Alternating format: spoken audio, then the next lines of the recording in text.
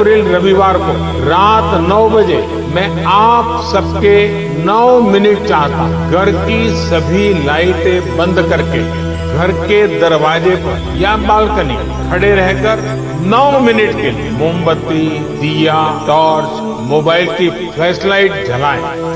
मुश्किल के दौर में अब जाग जाए इंसान, मुश्किल के दौर में अब जाग जाए इंसान। जितना मेरा उतना ही तेरा भी हिंदुस्तान। शिकवे गिले हम भूल कर आओ चले उस राह पर। हम ही ईसाई, हम ही हिंदू, हम ही सिख मुसलमान। मुश्किल के दौर में अब जाग जाए इंसान, अब जाग जाए इंसान, अब जाग जाए इंसान।